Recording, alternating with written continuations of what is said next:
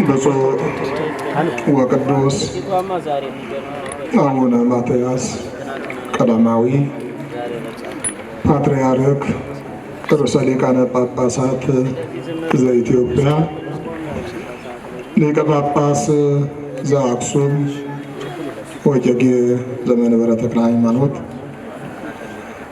ብፁዓን አበው ሊቃነ ጳጳሳት፣ የተከበሩ መልአከ ገነት ቆሞስ አባ ናትናኤል፣ የመንበረ ፓትርያርክ ቅድስተ ቅዱሳን ማርያም ገዳም አስተዳዳሪ፣ የገዳሙ የሰበካ ጉባኤ አባላትና ሊቃውንተ ቤተ ክርስቲያን፣ እንደዚሁም የተከበሩ መጋቤ ካህናት መምህር እንቆባሪ ተከስተ፣ ካህናት አስተዳደር መምሪያ፣ የመንበረ ፓትርያርክ ጠቅላይ ቤተ ክህነት እና የአዲስ አበባ ሀገረ ስብከት ከፍተኛ ባለስልጣናት፣ በአውደ ምሕረቱ ዙሪያ ቆማችሁ እግዚአብሔርን በማመስገን እግዚአብሔርን በማምለክ ከእግዚአብሔር በረከትን፣ ረድኤትን፣ ስርየተ ኃጢአትን ሽታችሁ ቆማችሁ ደጅ በመጥናት የምትገኙ ምእመናንና ምእመናት እንደምን አደራችሁ? እንኳን ለእናታችን ለቅድስት ድንግል ማርያም ዓመታዊ በዓለ ዕረፍት በሰላም አደረሰን አደረሳችሁ።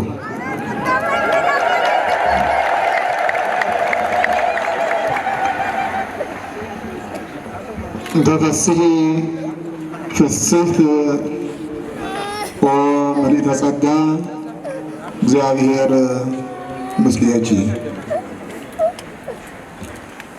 ደስተኛይቱ ሆይ ደስ ይበልሽ፣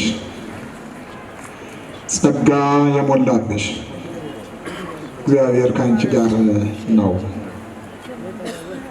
የሉቃስ ወንጌል ምዕራፍ 1 ቁጥር 28 ላይ የምናገኘው ኃይለ ቃል ነው። በዚህ ዕለት በዚህ አብይ ጉባኤ የሚያስተምሩን ያው ብፁዕ ወቅዱስ አባታችን ናቸው። እኔ እንደ ቅዱስ ዮሐንስ መንገድ ጠራጊ ወይም አስተዋዋቂ ብባል ነው የሚስማማኝ። ዋና መምህሩ፣ መሪው፣ የሚባርኳችሁ የሚጠብቋችሁ ብፁዕ ቅዱስ አባታችን አባታችሁ ናቸውና በመጨረሻ እሳቸው በደንብ አድርገው ያስተምሯቸዋል። እኔ እንዳልኩት ለመግቢያ ያህል ነው እና ደስተኛይቱ ሆይ ደስ ይበልሽ፣ ጸጋ የሞላብሽ እግዚአብሔር ከአንቺ ጋር ነው። ይህንን ቃል የተናገረው ፍጡር ሳይሆን ፈጣሪ ነው።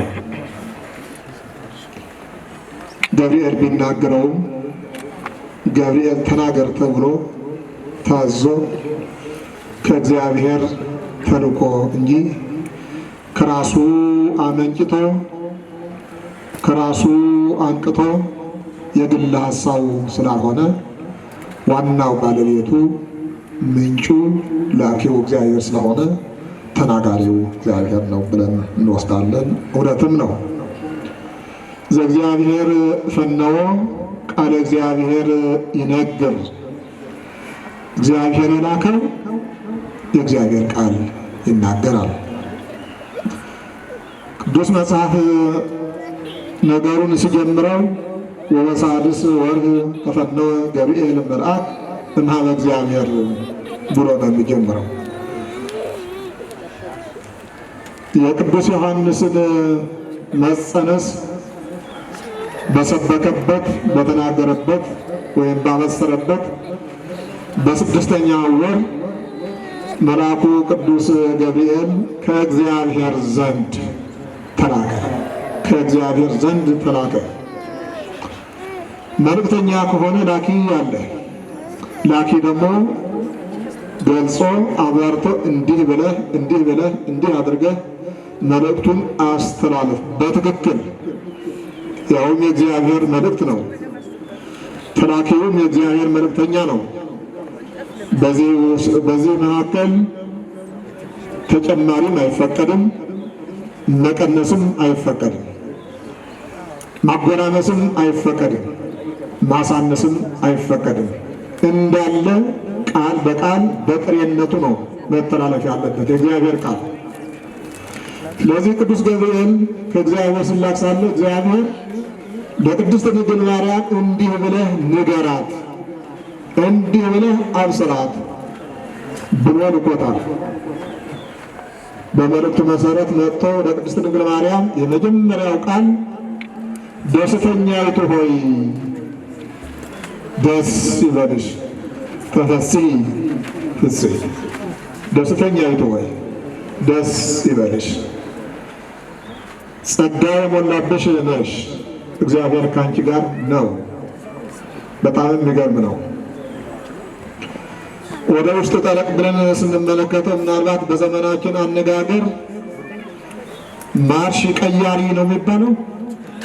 ማርሽ ቀያሪ ወይም ደግሞ አዲስ የታሪክ ምዕራፍ ጀማሪ፣ አዲስ የታሪክ ምዕራፍ ጀማሪ ብለን መውሰድ እንችላለን። ምክንያቱም ከዚያ በፊት የምናውቀው መርገምን ነው። ይህ ቃል ከመነገሩ እግዚአብሔር ይህ ቃል ለእኛ ከማሳወቁ ከመናገሩ በፊት የእናቷ የሔዋን ታሪክ የምናውቀው በመርገም ነው። በጣም ከባድ በሆነ መርገም። ወደዚህ አንገባም፣ ታውቁታላችሁ። ከዚያ ጀምሮ ሴቶች የመርገም ቋት እንደሆኑ እነሱ ተረግመው ሌላውን ፍጡር እንዲረገም እንዳደረጉ እየታሰበ ብዙ መከራ ደርሰዋል በእናቶቻችን ላይ። እግዚአብሔር ቸር ነው። ታሪክን በታሪክ ይለውጣል። ሐዘንን በደስታ ይለውጣል። መርገምን በበረከት ይለውጣል። ስለዚህ በእናታችን በቅድስት ድንግል ማርያም መርገሙን ቀይሮ ወደ ደስታ አመጣው። እናታችን ሔዋን መርገም፣ መከራ፣ ስደት፣ መባረር ተሸክማ ለልጆቿም አሸክማ አልፋለች። ነገር ግን እግዚአብሔር ቸር ነውና እንዳልኩት አሁን ደግሞ ምሕረቱ ታሪኩን በታሪክ መቀየር ስለፈለገ፣ መርገሙን በበረከት መቀየር ስለፈለገ፣ ሐዘኑን በደስታ መቀየር ስለፈለገ ሌላ አዲስ መልእክት፣ ሌላ አዲስ የምስራች በቅድስት ድንግል ማርያም በኩል ለእናቶቻችን ሁሉ፣ ለሰው ልጆች፣ ለእኛ ለወንዶችም ሁሉ የሚተርፍ ታላቅ በረከት ደግሞ አበሰረን። ክብር ለእግዚአብሔር አምላካችን ይሆን። ቅዱስ ገብርኤል ከእግዚአብሔር በተላከው መሰረት ስለ ቅድስት ድንግል ማርያም 5 አበይት ነገሮች ነው የተናገረው። ስለ ቅድስት ድንግል ማርያም ታላቅነት፣ ስለ ክብሯ፣ ስለ ልዕልና፣ ስለ ንጽሕና፣ ስለ ቅድስና፣ ስለ ጸጋ፣ የበረከት መገኛ ስለመሆኗ 5 ነገሮች አከታትሎ ተናግሯል። የመጀመሪያው ደስተኛይቱ ሆይ ደስ ይበልሽ የሚለው ነው። ይሄ በጣም ልዩ ደስታ ነው። እኔና እናንተ የምናውቀው ደስታ አይደለም። በልቶ ጠጥቶ መደሰት አይደለም። ወይም ሀብት አፍርቶ ገንዘብ ቆጥሮ መደሰት አይደለም። ወይም ሕንፃ ሰርቶ ሌላም የዚህ ዓለም ቁሳቁስ በገፍ አግኝቶ መደሰት አይደለም። በዚያ አይነት አይደለም የቅድስት ድንግል ማርያም ደስታ። ፍጹም ደስታ፣ ሰማያዊ ደስታ፣ መለኮታዊ ደስታ፣ ለሰው የሚተርፍ ደስታ፣ ለእኔም ለእናንተም ለዓለሙ ሁሉ የሚተርፍ ደስታ፣ መንፈሳዊ ደስታ፣ ወደ መንግሥተ ሰማያት የሚያደርስ ደስታ፣ ለሁላችንም የሚደርስ ደስታ፣ ረቂቅ ደስታ፣ መንፈሳዊ ደስታ ነው። ይኸው ነው የተነገራት ለቅድስት ድንግል ማርያም። ደስተኛይቱ ሆይ ደስ ይበልሽ፣ ጸጋ የሞላብሽ ተባለች። ሀብት፣ አዎ ጸጋ ማለት ሀብት ነው፣ ስጦታ ነው። ከእግዚአብሔር የሚገኝ ስጦታ ማለት ነው። ይሄ ከሰው የተገኘ ሳይሆን እግዚአብሔር ነውና እየተናገረ ያለው ራሱ እግዚአብሔር ነው። ገብርኤል ብለን ብቻ እንዳንወስድ፣ የገብርኤል ነው ብቻ ብለን እንዳንወስድ፣ የእግዚአብሔር ብለን እንውሰድና ከእግዚአብሔር የተገኘ ጸጋ የሞላብሽ፣ ያለብሽ አይደለም፣ የሞላ ሰማይንና ምድርን የሚሞላ ጸጋ፣ ሰማይንና ምድርን የሚያዳርስ መንፈሳዊ ጸጋ፣ ቁሳዊ አይደለም፣ መንፈሳዊ ሰዋዊ አይደለም፣ መለኮታዊ ጊዜያዊ አይደለም፣ ዘላለማዊ ጸጋ የሞላብሽ። አይገርምም? እስቲ አወዳደሩ የሔዋን ዕድልና የቅድስት ድንግል ማርያም ዕድል። ከየት ወዴት ነው እየሄድን ያለ ነው?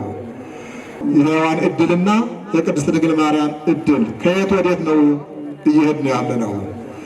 የእግዚአብሔር ቸርነት እንዴት ያለ ነው! የእግዚአብሔር ምሕረት እንዴት ያለ ነው! አዎ ይህ ሁሉ ያደረገው ሰውን በመውደዱ መሐሪ በመሆኑ ነው። ያስገደደው ኑሮ አይደለም፣ የገፋፋው ነገር ኑሮ አይደለም፣ አንዳች ጥቅም ከዚህ የሚያገኘው ነገር ኑሮትም አይደለም።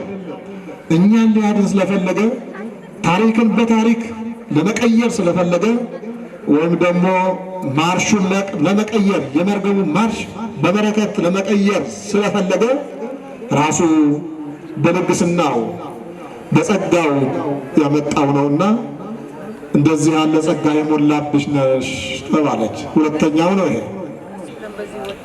እግዚአብሔር ካንቺ ጋር ነው። እግዚአብሔር ካንቺ ጋር ነው። ታላቅ ነገር ነው ይሄ። ሔዋን ግን ከእግዚአብሔር ተለይታ ተባራለች።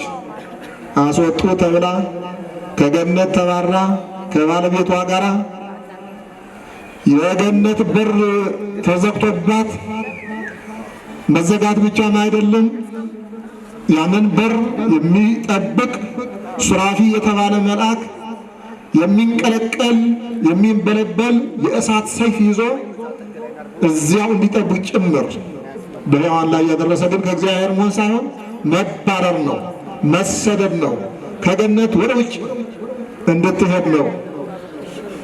ድንግል ማርያም ግን እግዚአብሔር ካንቺ ጋር ነው ተባለች። አዎ ከእግዚአብሔር ጋር የቅድስት ድንግል ማርያም ከእግዚአብሔር ጋር መሆን የተለየ ነው። እሱም የተለየ ነው። ሌብሉ ደረጃው የተለየ ነው።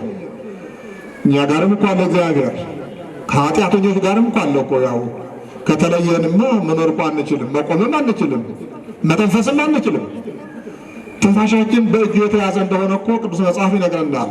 የእያንዳንዳችን ትንፋሽ በእግዚአብሔር እጅ የተቋጠረች የተያዘች ናት። እግዚአብሔር ከተለየ ይቆማል ሁሉም ነገር። ኃጢአተኞች ሆነንም እግዚአብሔር ከኛ ጋር አለ።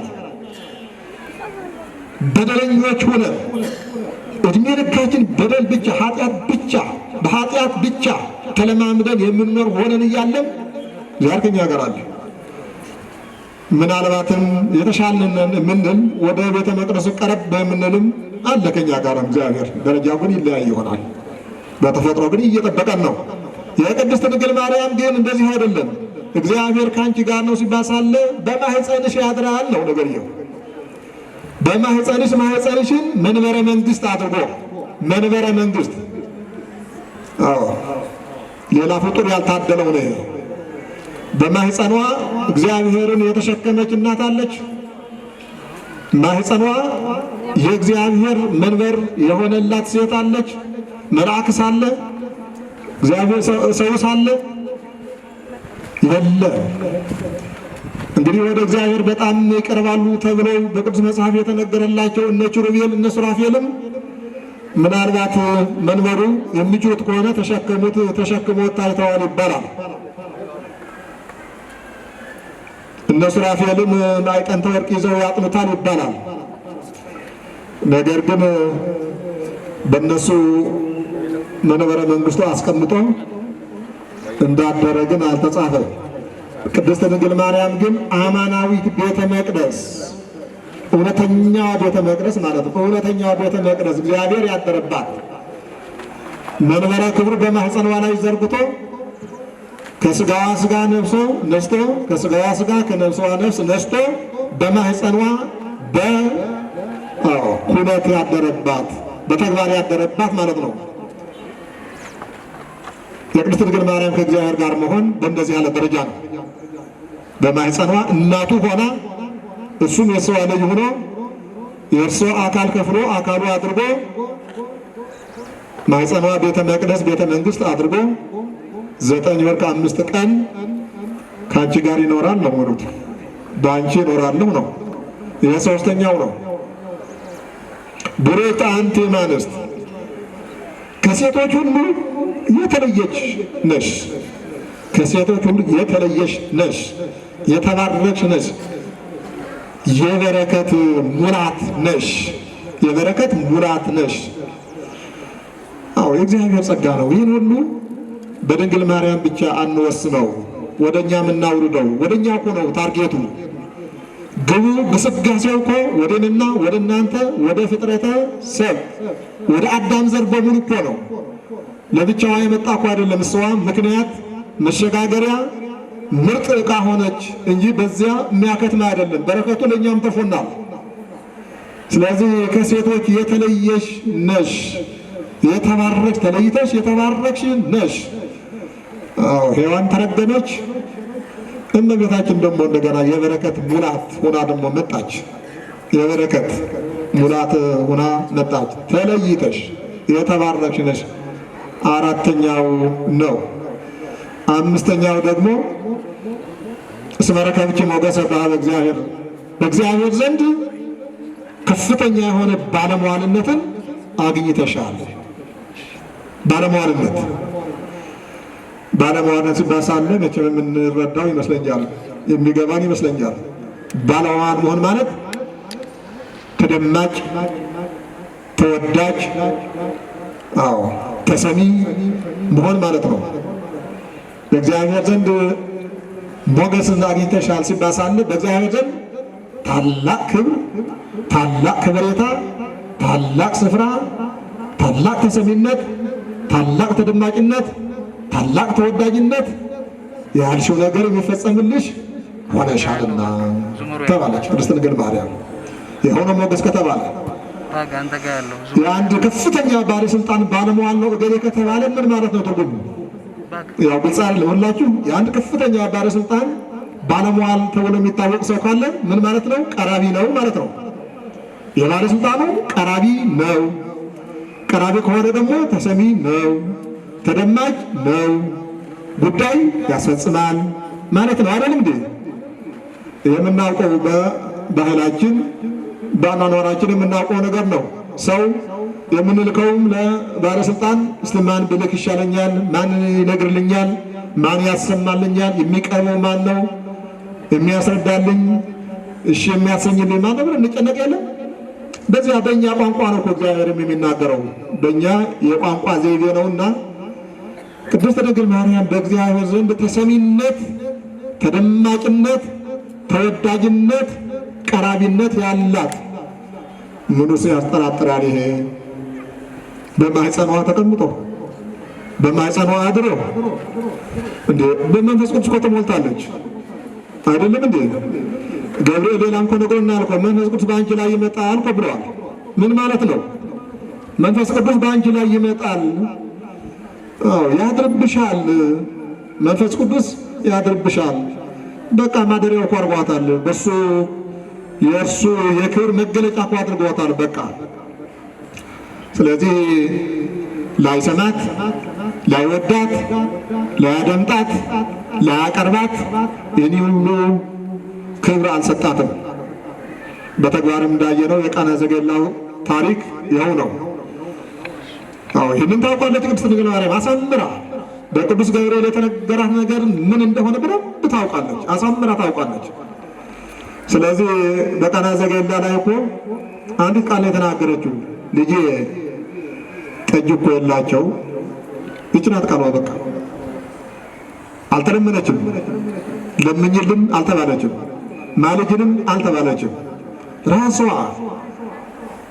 ርኅሩኅ ስለሆነች በጭንቀታችን ደራሽ ስለሆነች ለሰው ልጅ የምታስብ የምትጸልይ ለኩሉ ፍጥረት ትተነብል ዘአስተአጽኡ ታቀልል ለፍጥረት ሁሉ ትለምናለች፣ ትጸልያለች። ለተጨነቁት ችግራቸውን ታቀልላቸዋለች ይላል የእናንተና የኔ አባት ቅዱስ ያሬድ። የእኛ መምህር ቅዱስ ያሬድ የቤተ ክርስቲያናችን ምሰሶ ቅዱስ ያሬድ ለፍጥረት ሁሉ ትለምናለች፣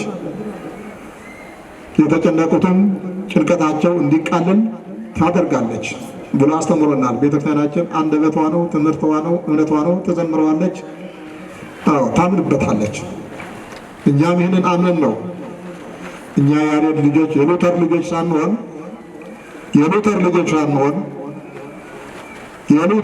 ሳንሆን የቅዱስ ያሬድ ልጆች ነን።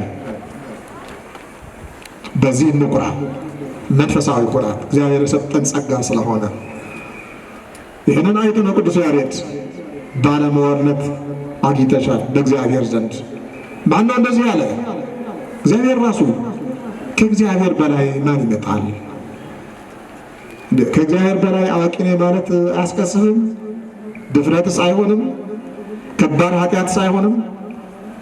እግዚአብሔር ያከበረውን ዝቅ ማድረግስ እንዲያው ትክክለኛ መስሎ ይታያል?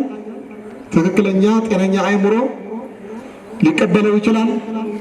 እግዚአብሔር በአንደበቱ በራሱ እንዲህ ብሎ የተናገረውን እኛ ራሳችን በመሰለን ብንፈልግ በፖለቲካዊ አመለካከት፣ ብንፈልግ በኢኮኖሚያዊ ምክንያት፣ ብንፈልግ በማህበራዊ ምክንያት ለእኛ በሚመቸን ቀልብሰን መተንተንና መናገር የታላቅ ኃጢአት ነው። በእግዚአብሔር ላይ ድፍረት ነው እና በተግባር ፈጽመዋለች። ጠጅ እኮ የላቸውም ስትለው ሳለ ምን ማለቷ ነው? ስትንገሩኝ ምን ማለቷ ነው? እናንተ እገሌ እኮ ታሟል ብሎ ሰው ሲነግራችሁ ምን አድርጉ ማለት ነው? ጠይቁት ማለት አይደል? እገሌ እኮ ታሟል አልሰማህም እንዴ? አልሰማሽም እንዴ? እገሌ እኮ ታሟል ከተባለ ምን ማለት ነው? ጠይቀው ማለት ነው። ትርጉም እኮ ጠይቀው፣ እርዳው፣ አግዘው፣ ጸልይለት ማለት እኮ ነው።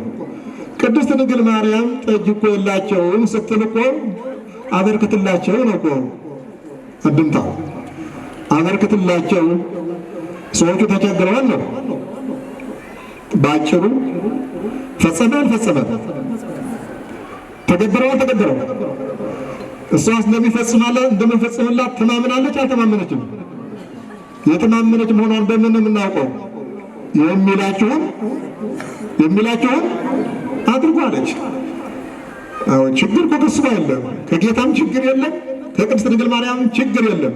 ችግር ያለ ከሰዎች ነው ምንጊዜም ቢሆን እንጂ እሷ ለምናለች፣ እንደሚቀበላትም እርግጠኛ ነች። ተሰጥቷታል፣ ሞገስ ባለመዋልነት አለሽ ተብላለች እና ታውቃለች። ስለዚህ ያለማመንታት የሚላችሁን አድርጉ አለች። እሱም አላቸው፣ ተደረገ፣ ችግሩ ተወገደባቸው። ስለዚህ ባለመዋልነት አምስተኛው ነው። ስድስተኛው ሌላዋ በመንፈስ ቅዱስ የተሞላች ቅድስት ኤልሳቤጥ ተናግረዋለች። ወብፅዕት አንቲ እንተ ተአምኒ ከመ ይከውን ቃል ዘነገሩኪ እምኀበ እግዚአብሔር። ከወደ እግዚአብሔር የተነገረሽ ነገር ይኸው ገብርኤል የተናገረውን እግዚአብሔር አለች ቅድስት ኤልሳቤጥ። እዚህ ግልጽ አድርጋ አመጣችው። ያሁን የተናገረው ገብርኤል አይደል? ግን ኤልሳቤጥ ምን አለች? ወብፅዕት አንቲ እንተ ተአምኒ ከመ ይከውን ቃል ዘነገሩኪ እምኀበ እግዚአብሔር። ከእግዚአብሔር የተነገረሽ ነገር አምነሽ የተቀበልሽ አንቺ ብፅዕት ነሽ አለቻት። ብፅዕት ነሽ። የተነገረው ሁሉ እስካሁን ድረስ የሰማነው የተነገረው ሁሉ የእግዚአብሔር ነው። እግዚአብሔር ራሱ የተናገረው ነው። ኤልሳቤጥም ዝም ብላ አይደለም የተናገረችው፣ በመንፈስ ቅዱስ ተሞልታ ነው። ከዚያ በፊት በመጣ መንፈስ ቅዱስ ላይ ኤልሳቤጥ መንፈስ ቅዱስ በኤልሳቤጥ ላይ ሞላ አለና እዚያ በኋላ እንደ ገብርኤል ከተናገረች በኋላ የጨመረችው ነገር የማኅፀንሽ ፍሬ ቡሩክ ነው ኢየሱስ ክርስቶስን የማኅፀነ ፍሬ ኢየሱስ ክርስቶስ መርገመ ሥጋ መርገመ ነፍስን የሚያስወግድ ማለትም ኃጢአትን የሚደመስስ የሚጠራርግ ምእመናንን የሚያነጻ ምእመናንን የሚቀድስ የፊተኛው አዳም ኃጢአት እንደገና ማርሽ ቀያሪ ሆኖ በምህረት የሚለውጥ በይቅርታ የሚለውጥ በደሙ የሚያነጻ እንደሆነ እዚህ ላይ መንፈስ ቅዱስ አሁንም ተናገረ። መንፈስ ቅዱስ ሞላባት ብለዋል መጀመሪያ። ስለዚህ ኤልሳቤጥም ከራሷ አይደለም መንፈስ ቅዱስ ነው ተናጋሪ። ስለዚህ መንፈስ ቅዱስ አሁንም እመቤታችን ምን ብሏታል? ብፅዕት ብሏታል። መንፈስ ቅዱስ ብፅዕት ማለት ምንድን ነው? የታደልሽ፣ የተባረክሽ፣ የተመሰገንሽ፣ የተወደድሽ፣ እድልሽ ያማረ፣ መንፈሳዊ እድልሽ ያማረ፣ የተወደደ፣ የተደነቀ፣ የሚያስደንቅ፣ የሚያስገርም እንደዚያ ማለት ነው። ይሄ ደግሞ ስድስተኛው ነው መንፈስ ቅዱስ የተናገረው። እርሷ ደግሞ ደግመዋለች። ከዛሬ ጀምሮ ትውልድ ሁሉ ብፅዕት ይሉኛል። በመንፈስ ቅዱስ ተሞልታለች እሷ። እንግዲህ ነገሮቹ ተጠቃለው የማን ይሆናሉ? የእግዚአብሔር ይሆናሉ። ቃላቱ፣ ሐሳቦቹ ከማን የመነጩ ናቸው? የማን ናቸው? ባለቤታቸው ማን ነው ብለን ብንጠይቅ ራሱ እግዚአብሔር የሚለው ነገር ነው የመጨረሻው ምንጭ ሆኖ የምናገኘው። እንግዲህ ቅድስት ድንግል ማርያም በዚህ ያለ ክብር ያጌጠች የፍጡራን መመኪያ፣ በተለይም የእናቶቻችን መመኪያ በሔዋን ምክንያት ብዙ ተግዳሮት እንደደረሰባቸው ሁሉ በቅድስት ድንግል ማርያም ምክንያት ደግሞ እንደገና እጅግ ተደስተው ታሪክ በታሪክ ተቀይሮላቸው ማርሹ ተቀይሮ እንደገና የበረከት ምንጮች ሆነዋል። የእግዚአብሔር እናቶች በቅድስት ድንግል ማርያም አማካኝነት ምኩሆን ለደናግል የደናግል መመኪያቸው፣ የሴቶች መመኪያቸው እንደዚህ ያለ ክብር እግዚአብሔር ለሰው ልጅ ሰጠ። ከሰው ወገን ለተገኘች ለቅድስት ድንግል ማርያም ሰጠ። ሊፈውሰን፣ ሊምረን፣ ሊያድነን ወደ ጥንተ ቦታችን ወደ ጥንተ ርስታችን ሊመልሰን ሲፈልግ ማለት ነው። ስለዚህ ያው ከዚያ በኋላ የሆነ ነገር ታውቁታላችሁ። አሳጥረን ወደ ዕለቱ ታሪክ እንሸጋገርና እናጠቃላለን። ቅዱስ አባታችን በኋላ በደንብ ስለሚያስተምሩት ቅድስት ድንግል ማርያም በዚህ ዓለም የሁሉ ክብር ያላት በመንፈሳዊ ሕይወቷ ነው። በሥጋዊ ሕይወቷ ቁስ የሚባል ነገር የላትም። ቤት የላት፣ ሀብት የላት፣ ብር የላት፣ ምንም የሚባል ነገር የላትም።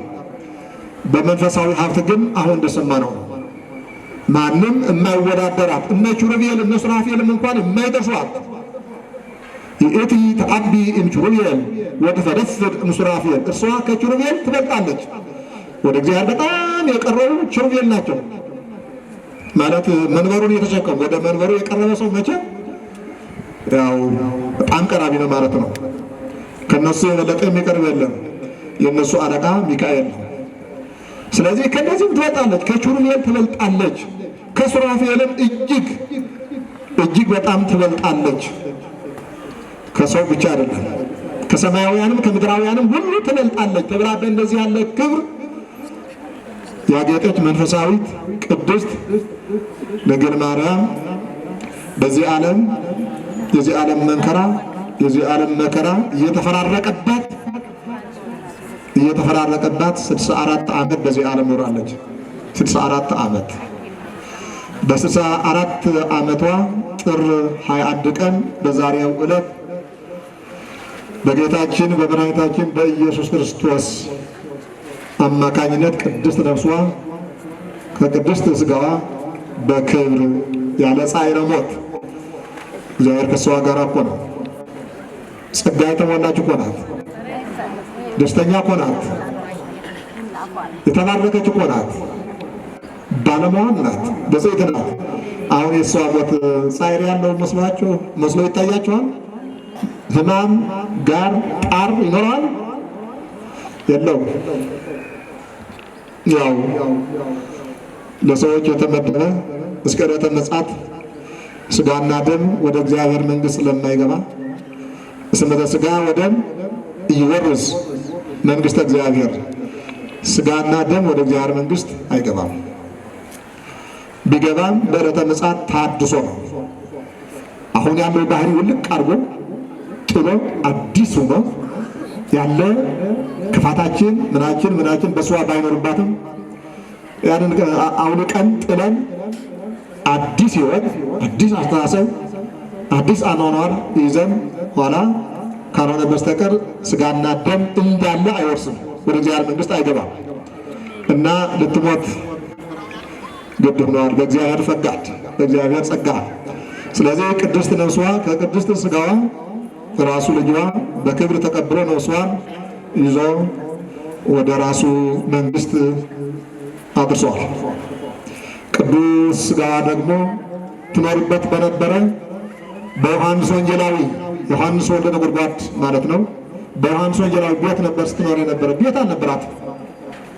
ለነገሩ ዮሐንስም የራሱ ቤት አልነበረም፣ የእናቱ ቤት ነው እንጂ የእናቱ ቤት ጽርሐ ጽዮን በተባለው ቅዱስ ቦታ ጽርሐ ጽዮን በተባለ ቅዱስ ቦታ ዮሐንስ የእናቱ ቤት ነበረው። ጌታ በመስቀል ላይ እያለ ይህችው እናትህ ናት ብሎ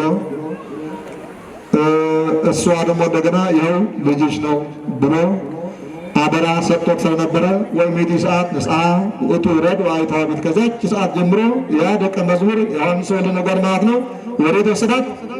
ወደ ቤቱ ወሰዳት። ከዚያ ጊዜ ጀምሮ ከመስቀል ዕለት ጀምሮ እስክትሞት ድረስ እስከ ዕረፍቷ ቀን ድረስ በዚህ በዮሐንስ ቤት ነው የምትኖር የነበረችው። ያረፈችው በዚያው በዮሐንስ ቤት ነው። ስለዚህ ያው ቀጣዩ ነገር መቃብር ነው የሚሆነው።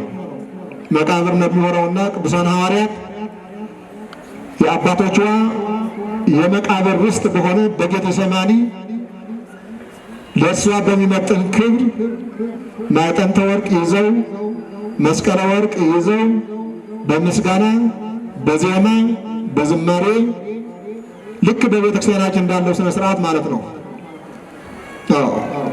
እንዲያው ምእመናን የቤተ ክርስቲያናችን ስርዓትና ትውፊት ሐዋርያዊ፣ መለኮታዊ፣ እግዚአብሔራዊ፣ ጥንታዊ ነው። በእውነቱ እንዲያው ለጸጋችን ተወዳዳሪ የለንም። እንዲያው ዝም ብሎ እንደ ጥብ ነገር የሚጣል የክርስቲያን አስከር የለንም። ታውቁታላችሁ። ሰዓታቱ፣ ማሕሌቱ፣ መዋሥዕቱ፣ አርያሙ እንዲያው ስንቱን እዚያ በኋላ ደግሞ እንደገና ኪዳኑ በእንተ ለመሙ ያውን በሰባት ምዕራፍ ይህ ሁሉ እግዚአብሔር እየተመሰገነ ነው። የክርስቲያን ቅዱስ አስከሬን የሚሸኘው የሚቀበለውም በእግዚአብሔር ቤት በአባቱ ቤት ነው። የምትቀበለው ቤተ ክርስቲያን ናት። ኋላም ልጄ ብላ በቤቷ የምታኖረው ቤተ ክርስቲያን ነውና በቤተ ክርስቲያን የሚገርማችሁ ነገር እኮ ነው። ሃይማኖታችን እኮ የእኛ ስለሆነ ስለለመድ ነው እንዲያው ውርስ ነገር መስሎን ጣልጣ እናድርገዋለን እንጂ እንደ የሚመስለው እኮ የለም እኮ። የእኛ ሃይማኖት እኮ በሁለመናው ስርዓቱ፣ ቀኖናው፣ ዶግማው፣ ትውፊቱ የተለየ እኮ ነው። እንዲያው ስንሞት እንኳን ያምርብናል እንኳን በሕይወት እያለን። ስለዚህ በእንደዚህ ያለ አኳኋን ቅድስት ድንግል ማርያምን ሊቀብሩ ተነስተው ተዘጋጅተው አስከሬኗ ተሸክመው በሚጓዙበት ጊዜ እንግዲህ ሌላ ተቃራኒ ደግሞ አለ። ወበዓለም እስህ ሀለወክሙ ትርከቡ ሕማመ፣ በዓለም ሳላችሁ መከራ አለባችሁ። ያው እንደነገርኳችሁ ቅድስት ድንግል ማርያምን በዚህ ዓለም በመከራ ሲፈራረቅባት ነው የኖረችው። በስጋዊ ሕይወቷ በኩል ደስተኛ ወይ ደግሞ ቅምጥል አልነበረችም። መንፈሳዊ ሕይወቷ ነው ከፍተኛ ክብር ያለው። ስለዚህ አሁንም ተቃራኒ ያሉ የክርስትና አጽራረ ክርስቲያን፣ አጽራረ ሐዋርያት፣ አጽራረ ክርስቶስ፣ አጽራረ እግዚአብሔር፣ አጽራረ ድንግል ማርያም የእግዚአብሔር ቃል መቃወም የእግዚአብሔር ጠላት መሆን ነው። ሌላ ምን ይመጣል? ሌላ ስም ልናመጣ አንችልም። መቼስ እንግዲህ እውነት ነው። እንግዲህ ያው የእግዚአብሔር የሆነውን ነገር እግዚአብሔር የመሰከረውን ነገር የሚቃወም ካለ እንዴት አድርገን የእግዚአብሔር ወዳጅ እንለው እንችላለን? ሕሊናችንስ እንዴት አድርጎ ይቀበለዋል? ስለዚህ አይሁዳውያኑ አሁንም በክፋት በምቀኝነት በሴራ በተንኮል ተነሱ በሐዋርያትና በእመቤታችን ላይ በሞቷን ሲሰሙ እንደዚህማ ከሆነ ትናንትና ልጇ ተነሳ አረገ እያሉ ተአምራት እየሰሩ ኢየሩሳሌምን በትምህርታቸው ሞልተዋታል። ግማሹ ሕዝብ ከኛ ወስደው ክርስቲያን አድርገውታል። እንደገና በድጋሚ ዛሬ እርሷ ደግሞ ተነሳች አረገች እያሉ ሊያደነቁርን ነው። እንደገና ጭራሽ የቀረው ሕዝብ ወስደው ክርስቲያን ሊያደርጉት ነው። ኦሪታችን እንዲሁ ዝም ብላ ተቀብራ ልትቀር ሙሴ አባታችን የሰጠን ኦሪታችን እንደዚሁ ልትቀር ተቀብራ አይቻልም። ተነሱ በቃ እንሄድና አስከሬኗን ነጥቀን በእሳት እናቃጥላል። እንግዲህ ሰዎች እንደዚህ ነን። ዓለም እንደዚህ ያለው ሰውን ተሸክማለች። እንደ ቅድስት ድንግል ማርያም ያለች እንደ ቅዱሳን ሐዋርያት ያሉ ሰዎችን ተሸክማለች። ዛሬም ጭምር ዛሬም እንደናንተ መሰሉ እግዚአብሔርን የሚፈሩ እግዚአብሔርን የሚያከብሩ ለእግዚአብሔር ክብር የቆሙ የሚያመሰግኑ፣ የሚጸልዩ፣ የሚሰግዱ፣ የሚዘምሩ ቅድስት ድንግል ማርያምን እንደ እግዚአብሔር ቃል የሚያከብሩ አላችሁ አለን። በሌላ በኩል ደግሞ ሌላ ስንት ጉድ አለ። ወደዚያ ወሬ አልገባም። ዓለሙ ምን እያደረገ እንደሆነ ምን እያወራ እንደሆነ ወዴት እየገሰገሰ እንደሆነ ታውቁታላችሁ። ዛሬ ኢንፎርሜሽን ችግር የለም። እንዲያው አልፎ ተርፎ ኃጢአት ሁሉ አልፎ ሰይጣን ማምለክ እየተለማመድን ዓለም ሰይጣን ማምለክ። ኧረ በጣም የሚገርም ነው። ሰዎች ስንባል ምንድን ነው እንዲያው በጣም አንዳንድ ጊዜ ስናስበው ከባድ ነው። ሰይጣን ማምለክ ሰይጣን ምን ይመለካል? ያው ደግሞ ወደኛ ሀገርም ሰርጎ ለማስገባት በርኩስና በጸያፍ ተግባሩን ይህችን ሀገር ለማጨማነቅ እየተደረገ ያለ በውስጥም በውጭም ጥረት እንዲያው ከኔ በላይ እናንተ ታውቁታላችሁ። ስለዚህ ምንድን ነው እዚህ የምናየው ሰዎች ምን አይነት ፍጡራን ነው? በዚህ የተቀደሳሉ፣ በዚህ ደግሞ ይረከሳሉ። በዚህ የእግዚአብሔር አለ፣ በዚህ ደግሞ የዲያብሎስ አለ። በቃ እንደዚህ ሆነን ቀረን። ስለዚህ በዚያን ጊዜ ቅድስት ድንግል ማርያምን አክብረው ከፍ አድርገው ለመቅበር በክብር የተንቀሳቀሱ ቅዱሳን ሐዋርያት የእግዚአብሔር አገልጋዮች የእግዚአብሔር ሰራዊት አሉ። በሌላ በኩል ደግሞ ይህንን የሚጻረሩ አይሁዳውያን ደግሞ አሉ። ያው ከምንም ያልደረሰችባቸው ቅድስት ድንግል ማርያም ያሳዘነችው ሰው የለም። አንደበቷ ታውቁታላችሁ። መጽሐፍ ቅዱስን መርምሩት። ወትወድዮ ውስተ ልባ ማርያም ሰዛ ተአቅብ ዘንተ ሁሉ ዘንተ ሁሉ ነገር ወትወድዮ ውስተ ልባ። ድንግል ማርያም ግን ይህንን ነገር ሁሉ ጠብቀው በልቧ ታኖረው ነበር እንጂ ከቅድስት ድንግል ማርያም ክፉ ነገር ወጥቶም አያውቅም። ክፉ ነገር ወጥቶም አያውቅም። ቁጣ ወጥቶም አያውቅም። መርገም ወጥቶም አያውቅም። ተስፋ መቁረጥ ወጥቶም አያውቅም። መበሳጨት ወጥቶም አያውቅም። ያን ሁሉ ስትንከራተት ከእስራኤል ሀገር እስከ ግብፅ ያ በረሃ አሸዋማ በረሃ። እናንተ አዲስ አበባ ልጆች አሸዋ ክፋት አታውቁ ይሆናል። አሸዋ እኮ ሲሄዱበት ይጠብሳል እኮ በታች እኮ ሲሞቅ እኮ ይጠብሳል እኮ ይጠብሳል። አደገኛ ነው። ስለዚህ እግሯ እየተጠበሰ እንግዲህ የአንድ ቀን መንገድ አይደለም። ከናዝሬት እስከ ግብፅ ድረስ ቢያንስ በትንሹ ያው 3 ወር በኔ ግምት ይወጥም ይችላል። የ3 ወር ጉዞ ስንቅም የለ፣ ውሃም የለ፣ ምግብም የለ፣ ጫማም የለ፣ በስጋት እንደዚህ ያለ እየተንከራተት ይዞረች። ይሄ ሲሆን ሳለ ደግሞ አላማረረችም። እንዴት እኔ አንተ የአምላክ እናት ሁኜ ይህን ሁሉ መከራ እንዴት ይደርስብኝ? አንድ ነገርም ታደርገው አድርግ። ምን አደረኩ እኔ እንደዚህ የምሰቃየው? ምን አርጌ ነው? እኛ ብንሆን ይህንን ለማለት አንቀደምም ነበር። እውነቴ ነው። እንዲያው ሁልጊዜ አንድ ነገር ስንቆጣጠጥ እናርጌ ነው ብላለን የምናማረው እግዚአብሔርን የምናማረው። ቅድስት ድንግል ማርያም ግን አላማረረችም። በልቧ አትጠብቀው ነበር የሚሆነውን ነገር ሁሉ በማስተዋል በእውቀት። ስለዚህ እንደዚህ ያለ ባህሪ ያላት እንጂ ሰው አስቀያሚ አልነበረችም። ሰዎች ግን አስከሬኗን ለማቃጠል ተጋበዙ። ከዚያ በኋላ አንድ ጉልበት አለኝ የሚል በጉልበቱ የሚመካ ማን እንደኔ ወንዱ ብሎ የሚመካ ጎረምሳ ታውፋንያ የሚባል ዘሎ ሂዶ በድፍረት የቅድስት ድንግል ማርያም አስከሬን የተሸከመውን ቃሬዛ በድፍረት ያዘ። አስከሬንን ጥሎ ነጥቆ ወስዶ ሊያቃጥል ነው ማለት ነው። አሁን ምንድን ነው የምናስታውሰው? እግዚአብሔር ከማን ጋር ነው? ከአንቺ ጋር ነው እኮ። እግዚአብሔር ከአንቺ ጋር አምኖ መጣ ነው። ታዲያ ታውፋንያ እንደፈለገ የሚጫወትበት ከሆነ እግዚአብሔር ከእሷ ጋር መቼ ሆነ? ስለዚህ እስከዚህ ድረስ ታገሰ እግዚአብሔር። ከዚህ አልፎ ተርፎ ንጹሕ ሥጋዋ የእግዚአብሔር መንበር የሆነን ሥጋዋ ሲነካው ግን እግዚአብሔር ትዕግስቱ ጨረሰ። ገብርኤል ላከ። 2 እጆቹ በሰይፍ ተቆረጡ። እግዚአብሔር ከዚህ ይማራል። ድፍረት መጥፎ ነው።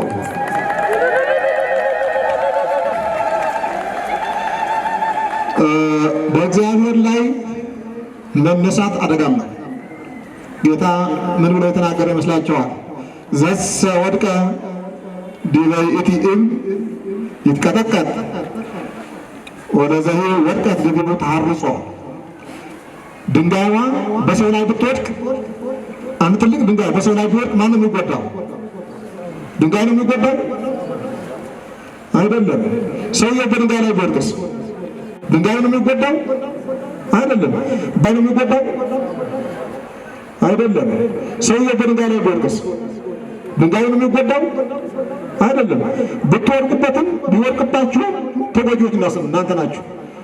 ይሄ ጌታችን ትምህርት ነው። ምን ማለት ነው? በእግዚአብሔር ላይ ብንነሳ የምንጎዳው እኛ እንጂ እሱ አይጎዳም። ስለዚህ ያው እስከዚህ ድረስ ደፍሮ ሄደና እግዚአብሔር ያው ፍርዱን አስተላለፈ። ቅዱስ ገብርኤል መጥቶ 2 እጆቹን ያው ቀላቸው። እንደመጃው ተንጠልጥለው ቀሩ። እዚያው እርሱ ታች ወድቆ ተንገራገረ። 2 ጣቶቹ ወይም 2 እጆቹ ደግሞ ከአስከሬኑ ጋር ተጣብቆ ተንጠልጥለው ቀሩ።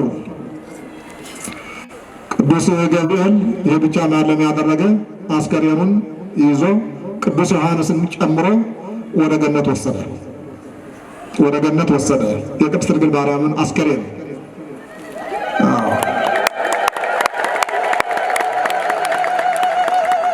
ለምንድን ነው እንደዚህ ሆነው?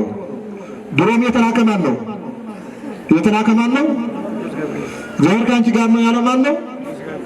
አሁን ደግሞ ደርሶ እግዚአብሔርን ስራ የፈጸመ ማን ነው? ገብርኤል። አዎ። ስለዚህ ወድቆ ተንገራገረ። የቅድስት ድንግል ማርያም አስከሬን እና ወንጌላዊ ዮሐንስ ወደ ነጎድጓድ ዮሐንስ ምን ማለት ነው ይዘው ወስደው በገነት ውስጥ በዕፀ ሕይወት ስር የቅድስት ድንግል ማርያም አስከሬን በክብር አስቀመጠ ማለት ነው።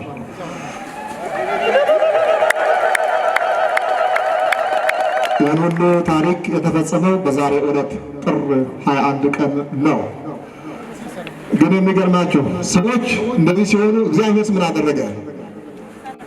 አሁን ሰውየው ቅጣቱ በራሱ ላይ ሲደርስ ታውቆታል። መቼም ቅጣት የሚያስፈልገው ቁንጥጫ የሚያስፈልገው እኮ እንደዚህ ያለ ነገር ነው። አቅሙ እንዲያውቅ ነው። እግዚአብሔር የሚቀጣን እኮ አቅማችንን እንድናውቅ ነው። ስንጠግብ ስለማንቻል ይቆነጥጠናል። ስለዚህ ተቆነጠጠ። ከተቆነጠጠ በኋላ ግን ገባውና እባካችሁ ይቅርታ አድርጉልኝ ብሎ ወደ ሐዋርያት እግራቸው ወድቆ እያለቀሰ ደሙ እያፈሰሰ እንዲያው እንዲፈውሱት ይቅርታ እንዲያደርጉለት እንዲምሩት ተማጸነ። ታውፋንያ ቅዱሳን ሐዋርያት ምን አሉት? ድፍረቱ የፈጸምከው በእግዚአብሔርና በእናቱ በቅድስት ድንግል ማርያም ላይ ስለሆነ ለእግዚአብሔር ይቅርታ ጠይቅ፣ ቅድስት ድንግል ማርያምንም ይቅርታ ጠይቅ ብለው ሲሉት አሁን እንግዲህ ስለተቆነጠጠ ቁንጥጫ ጥሩ ናት የምናት ለዚህ ነው። እናንተ ስትቆነጥጡ የለም ልጆቻችሁን የምትቆነጥጧቸው እኮ ሲያጠፉ ነው፣ እንዲስተካከል ነው አይደል እንዴ? እንደዚያ እኮ ነው። እግዚአብሔር እኮ የሚቆነጥጠን አንዳንድ ጊዜ ያው ትንሽ የሚያጋጥም በግልም በሀገርም በማህበርም ምንም አለ። ያው ሁላችን በዚያ ውስጥ ነው ያለ ነው። የሚገባን ከሆነ ሊያጠፋን ሳይሆን ሊያስተምረን ነው። ተው፣ ተመለስ፣ ልብ አድርግ፣ ጥጋብህ አቁም፣ በቃ ንስሐ ግባ ማለት ነው። ስለዚህ ቅድስት ድንግል ማርያምን ተማጸነ። እሷን የተደፋፈረ እግዚአብሔርን የተደፋፈረ ተማጸነ። ከዚያ በኋላ እጆቹ እንደ በፊቱ ተመልሰው ተገጠሙለት፣ ዳነ። እዚህ ላይ ነው እልል የሚባለው።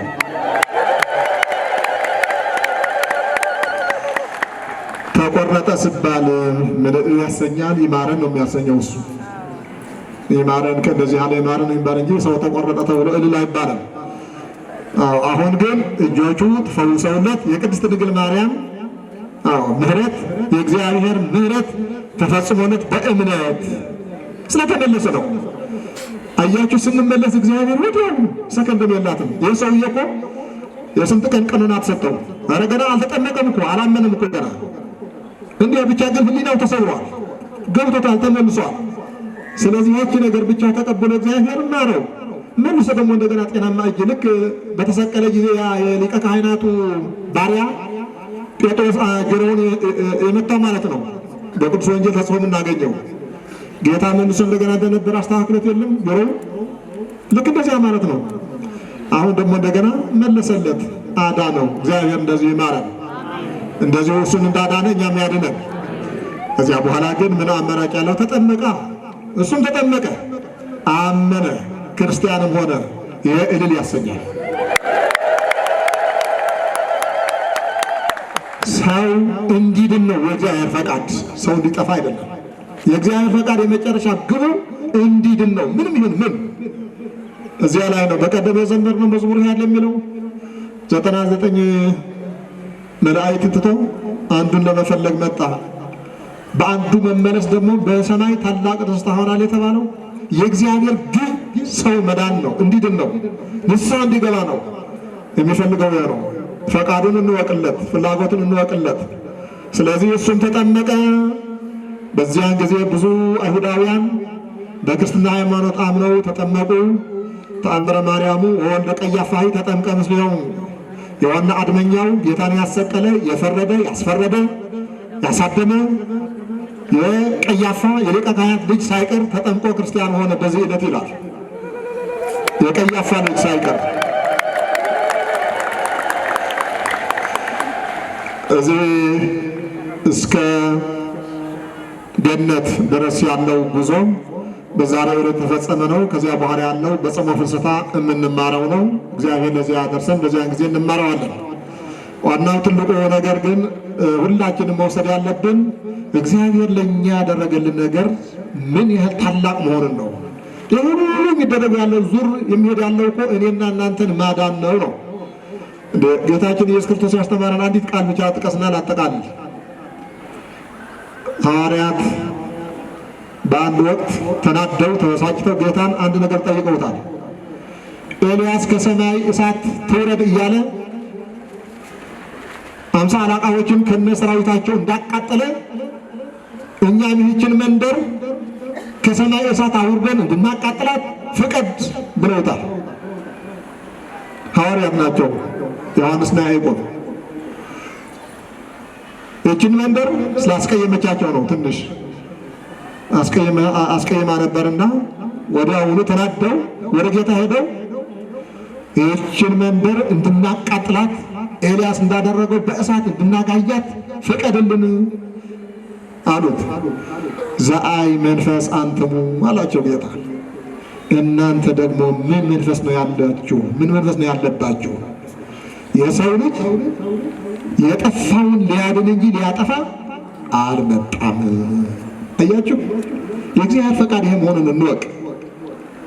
አሁን በዚህ ሁሉ ሂደት እንኳን የተመለከትነው እግዚአብሔር አሁንም ሰው ለማዳን እጆቹ እንደተዘረጉ መሆናቸው ነው። ቢያድኑም ቢሰቅሉትም ቢገሉትም እመቤታችንን ቢዳፈሩ እስከ መጨረሻው ድረስ ሲመለሱ ግን እየተቀበላቸውና እንዲመለሱ እየጎተጎታቸው ነው። ስለዚህ የእኛ መዳን በእግዚአብሔር ዘንድ ዕንቁ ወርቅ፣ ከዚያም በላይ አልማዝ ካላችሁ ሌላም የበለጠ ማዕድን ካለ በጣም የተወደደ ነገር ነው በእግዚአብሔር ዘንድ መዳናችን።